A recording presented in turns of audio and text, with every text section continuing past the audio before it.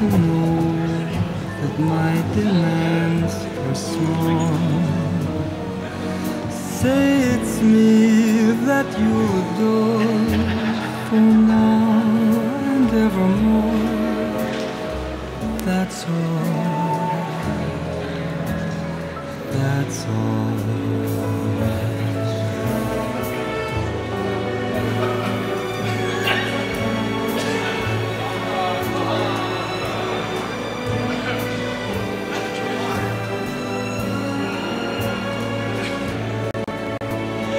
So that's a no. All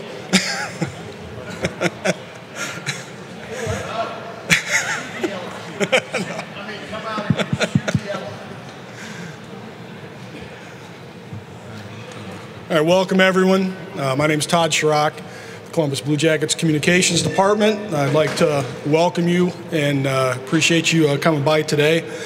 Just a few housekeeping things I'd like to go over before we get started. First, I want to thank Tom Booth and DNC, the chefs here at the arena, for providing our lunch.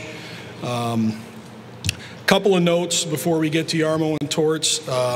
As everyone knows, our 2018 training camp presented by OhioHealth begins tomorrow with medicals and fitness training. We will have media availability with players here at the arena. We'll have the press lounge set up, so where you guys eat on game nights will be set up as a workroom.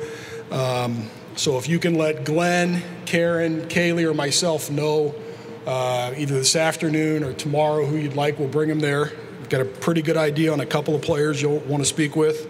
On-ice testing will take place in the ice house on the OhioHealth ice house on Friday. A note on Friday, there's a show in the building that night, so we will not have access back of house. So again, if anybody's planning to come Friday, just get with us. We'll pull people for interviews in the ice house. All practices this weekend, both in the arena and in the ice house, will be open to the public, and then beginning next week on Monday, it'll be our normal policies where ice house practices will be open and the ones inside the building will be closed. Lastly, in your media kit that we passed out when you got here, there's information about parking for game nights. It's the same procedure. There's a new password in there that will be good for you to use this week, so all that information is in there. So one last note, following Jarmo and Torts today, we'll have Seth Jones, Nick Foligno, Cam Atkinson, and Boone Jenner will be up for 30 minutes of interviews to chat with you folks. So with that, if you have a question, please raise your hand. Either Glenn or Kaylee will get you a mic, and we'll get started. So, Clay. Torts, is there always unfinished business when you don't win the cup, or do you prefer to just clean the slate, we're starting over when you begin a new year? No, I think we're in a process here with this team, and you know, I know there's a bad taste as far as how we lost last year, winning the first two and losing the last four, not winning at home. But as a coach, I still need to see and look at how we played in situations, how we went about our business there. To me, the years run together. You take a break, a longer break than we wanted, but you also keep in mind on where your team was and how it improved during the year and maybe some of the deficiencies, and you're always trying to get better. So it's not looking at the cup. It's trying to be better each and every day. And I say it to you guys all the time, it's one day at a time. So now it's a continuance. When this camp starts, we've got some good young kids coming in here. They're going to push for positions, and we start evaluating again and then start pushing along the way in the process. What does this extension mean for you in terms of accomplishing here what you came here to accomplish, of laying deeper roots here in Central Ohio, and just sort of building, you just mentioned in Clay's question, just sort of being here long enough to establish what you want to establish? Yeah, I have, on a personal note, for my wife and I, we're thrilled. We love the area. We're involved in the area. We've met some great people, and we feel part of it. So on a personal note, we're really excited about that. On the hockey part of it, I really appreciate the opportunity that Jarmo, JD, Mr. McConnell, and Mike Priest, all the guys that are giving me an opportunity to continue to keep working with this team.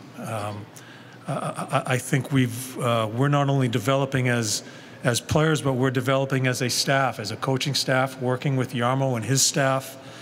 And I appreciate the opportunity and some loyalty to it also, to allow me to continue to work with the club. And yeah, so all around, I'm really happy about it, because I really like the team, Portsy. That's the most important part of it, is the players. I really like the group we have. I really like some of the things that could add to it, some of these kids that are coming through. And to be part of that, I feel very fortunate. This is for both you guys. The past 2 years, it's been the Stanley Cup champion that's knocked you guys out.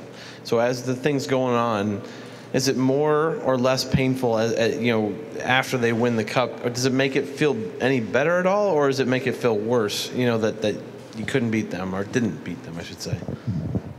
Either one of you guys, or both. I'd like to see both. Well, I don't think it feels any better.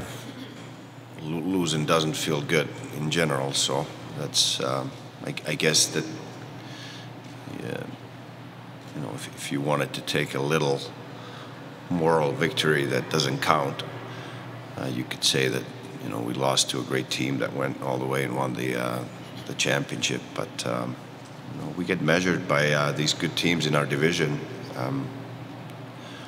5 times every season here now and then, not only in the division but in the conference as well. So it's a tough division to start with and tough conference to get through. But to win a championship, you have to win 4 rounds, and that's why I don't look at the first round, second round, third round. Our goal is to win the Stanley Cup, and you need to win 4 rounds if you want to get to that goal. Jarmo, Torts just alluded to it just for a second. The importance of continuity and how that benefits maybe your group working with John's group and knowing it. How does that benefit, you think, the organization long term?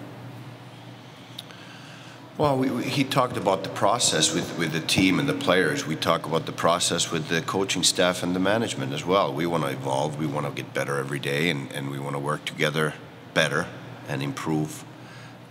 So I think getting to know each other better and better and being able to work with each other and together better and better will make a better management staff, make a better coaching staff, and a better team. So, we're trying to learn something new every day, and I think that's the mindset that we have in management, and the mindset that we appreciate that the coaching staff has as well. So, open mind, keep learning, and keep working better together. That's what it's all about. Hi, Jarmo. From what I understand, over the summer you made a trip to visit Panarin and his team. Just kind of wanted to get an update on how you feel that relationship is going as you go into the season with a deal not quite done long term. How you feel like the Blue Jackets stand in that regard, how you think that relationship will develop throughout the season ahead. I think we have a great relationship with Artemi Panarin. He's a good teammate. He's a great pro. He's a good example to all the young guys as how he handled his business every day, and he's a great player. So he checks all the boxes, and just there's a business side to it, and we've talked about it. I don't know 100 times now that he, as a player, you get to that point where you get to choose as an unrestricted free agent unless you agree to a contract before you get there. And he's a big part of our team and a great player for us, and as I mentioned, great pro and a teammate as well. And we keep working at it. And that trip to France was one of those things. And we keeping dialogue open and show him that we appreciate him and respect him. And there's there's never been anything wrong with the relationship we have. He's a tremendous guy, and the business side will take care of itself at the right time. Torts, you mentioned taking this day by day. What are some of the improvements that you want to see with this club, specifically day in and day out? Well, everything. If we want to be that team, not being known, I think we've crossed a bridge as a team hoping to win.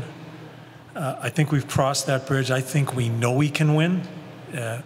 More importantly, the players' mindset, I think they know they can win. They feel they're a really good team and they can win games. I think we've shown that the past couple of years. We've stumbled in the playoffs, and I think that's what we have to take note of here. It's going to be hard to make it again. It's just so hard to make the playoffs.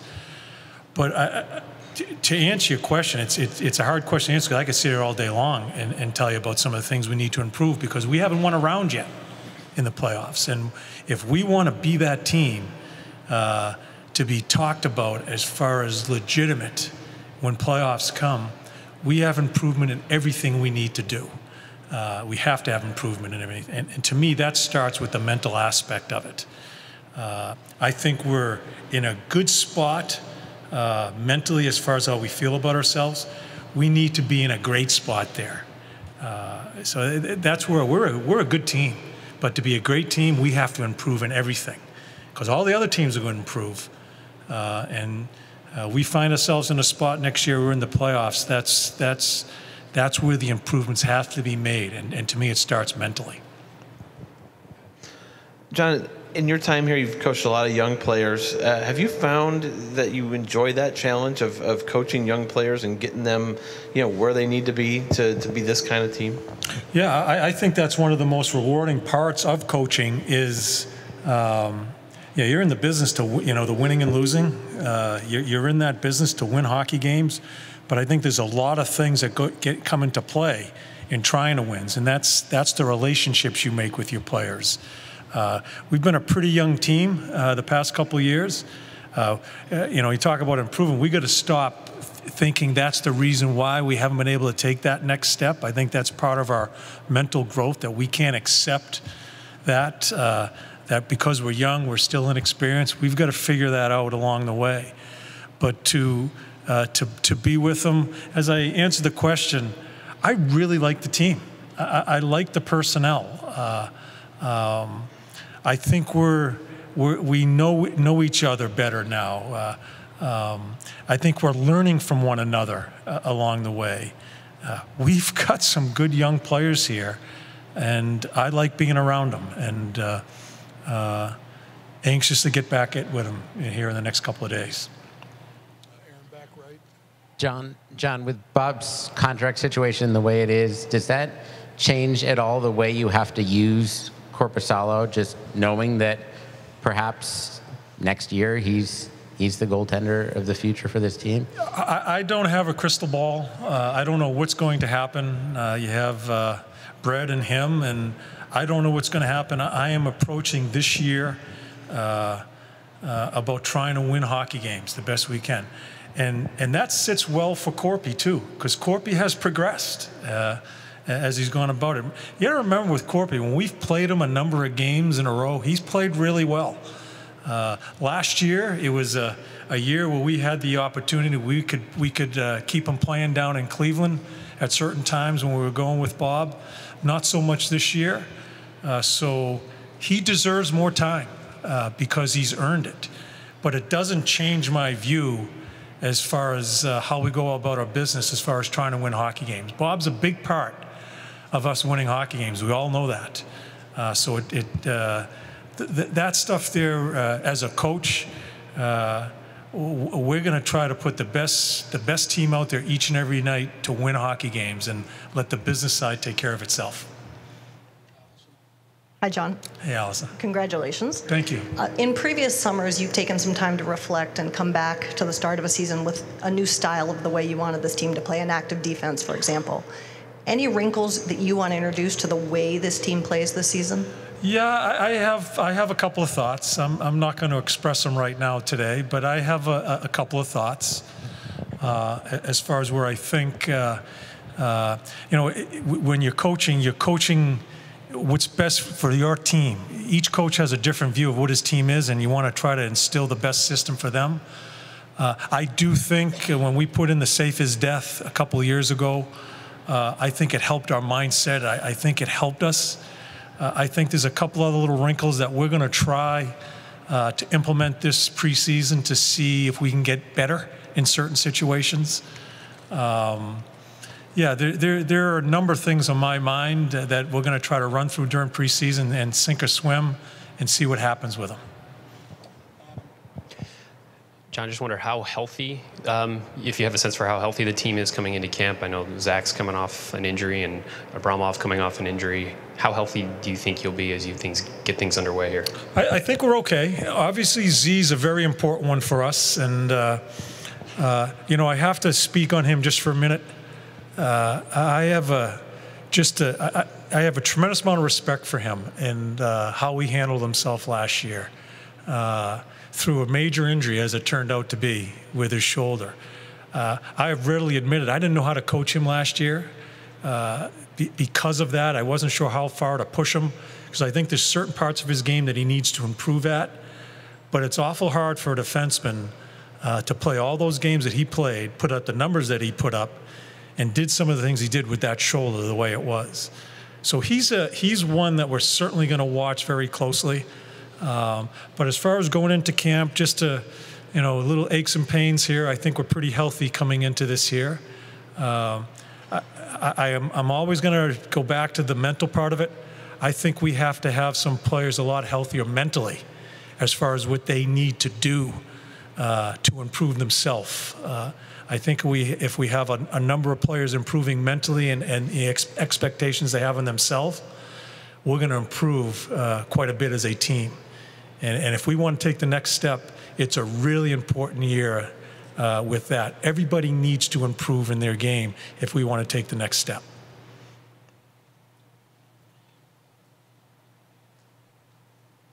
There was some question about whether Zach would be ready for the start of the season. Will he play in exhibition games, or will he be held out of those? He's certainly not going to play exhibition games early in the exhibition season. We'll just see how his camp goes. And we certainly want to err on the right side there. He's that important to us. And, really good reports from our trainer regarding him as far as where he's progressed to. We'll see how camp goes, and then we'll act accordingly as far as exhibition games. How do you want the players to handle or to think about Panarin and Bobrovsky? These are not insignificant players, obviously. Are you okay if they foster sort of this is a real good shot we've got right now in front of us to do this, not damn the torpedoes necessarily, we're going for it this year. You guys have to take the long view, I know. Yeah. And beyond that, how do you keep that from becoming a distraction? Because again, these aren't insignificant players. These are big parts of your team. You want me to answer, or Jarmo, you want to go? Well, these guys are all professionals, and they have a job to do. They get paid for it, and that's what we expect every day. And talk about distractions. You can create distractions in your own mind. There's thousands of them around you if you want to take them as that. I think part of why they are so good and why they are in the National Hockey League and why they're so good at their profession is that they can close out distractions and just concentrate on the job. And that's what we expect from them, to be doing their job and without distractions and keeping the focus on the task in hand. Me? Yeah, it's their responsibility. Everybody has certain things that are going on with their team. It's each player's responsibility just to get about your business here and not get involved in stuff that takes away from what we're supposed to be doing, first of all, as an individual player, and what we're supposed to be doing as a collective team. To either of you, do you ever go into a training camp saying a preconceived notion of we have 1 spot open, 2 spots open, 3 spots open, or do you wait for your eyes to be open to the possibility? Sure. I go into training camps, especially since I've been here, because we've had a number of kids come in here and step in and play. Some great reports from Traverse City, some of the kids there. You know, a couple of players, Duclair comes in, who all the people I've talked to said it could be unlimited if he just gets it straightened out as far as playing and getting things straightened out. Riley Nash comes in here. There's a lot of different things that could happen. So we certainly talk as coaches and managers and see the kind of the foundation of our team. But there are some spots open. What's Doobie going to do this year? You know, what's Wenny going to do this year? So it's an open book for me. But I'm not going to sit here and say there's an open book for 23 spots. There are some players that are locked in here, but there are a number of spots, and quite honestly, more importantly, where do you sit within the lineup that will be determined through camp. Question for Jarmo. Artemi had set a deadline on when he wanted negotiations to stop in order for him to focus. How do you approach that deadline? There's no such deadline in my book. It's July 1, 2019. Another question. How do you feel about where you are at center this year as opposed to, say, last year? Pardon me, sorry, I didn't hear. How do you feel about where you guys are at center this year as opposed to last year? Because you made some changes there. Well, we added Riley Nash, obviously makes us deeper, gives us a center who can move up and down the lineup, and has done that and had a really good year with the Bruins last year, moved up to Bergeron's spot even when he was out of the lineup, and it's a good two-way center, gives us a right-handed shot for defensive zone face-offs, a lot of different things that he brings that we didn't have, and to have depth on center position is probably the hardest position to have depth in.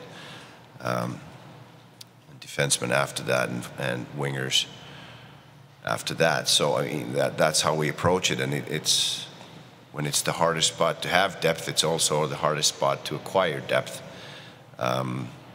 We always talk about drafting and developing. So when you draft center icemen like Liam Foudy this summer, you have to be patient and see where they are in their process of trying to make the National Hockey League and become players that can contribute and make an impact on our team.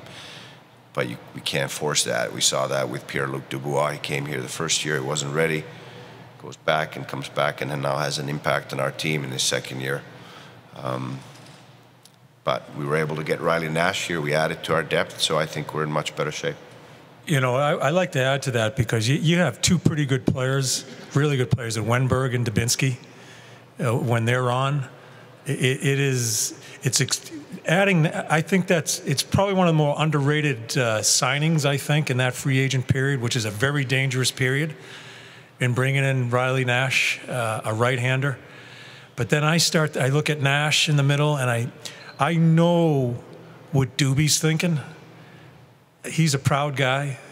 I know what Alexander Wenberg is. He's a really good player.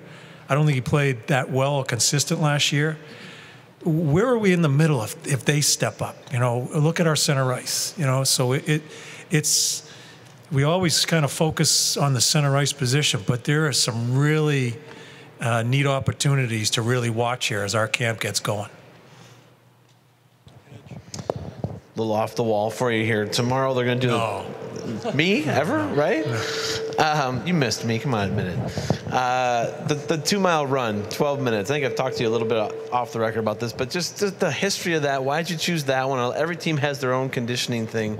What is some of the insight that you like to see, you know, out of that particular thing? Well, part of my thinking there is players don't skate all summer long. I'm readily aware running's not the best thing for players, for hockey players. Jogging's the worst thing for hockey players. And when we put these tests in a number of years ago, it was basically because of us not being able to touch them during the summer or direct them during the summer. We wanted to put some tests in that made them think about some of the things they need to be doing during that summer, instead of just saying they're working out, but are they really working out? And so that sprint test, that 2-mile run, which used to be a 3-mile run, is something, lack of a better term, it's to hang over their head to be ready for, because they're not skating all the time. They are going to do some running during the summer. I run running fast during the summer, not just jogging. And so the other tests act accordingly as far as the sprint tests and all. Torts, I think you had just alluded to a second ago regarding Wenberg, maybe consistency, maybe one of the answers. What do you want to see from him? He's still a young player, but he's been in the league for a while now. Yeah. Last year at this time, he came in as the #1 center, and that's not really where he ended up last year. What is it going to take to get him back fighting for that position and maybe, to use your word, playing more consistently? Yeah, well, if he plays more consistently and plays to what, because he's a hell of a player. When he's on, he's a hell of a player. If he does that consistently, then I'm going to have to make decisions as far as ice time. Maybe Luke's ice time. I don't know. I look at Luke. We don't get in last year if he doesn't play the way he played. And this is a kid that I couldn't find in the first camp. And look what he did. As far as we're talking about not putting him at center, it may be too much for him his first year. He explodes onto the scene and does the things he has done. I think it's a really healthy situation for a Wenny, a Doobie, as far as where do they really sit in the middle of the ice. And I think Alexander Wenberg is. I think he's going to be right there this year as far as how he wants to play, what he needs to do to help this team, and quite honestly, what he needs to do to get some back of his ice time in the situations that he's put in.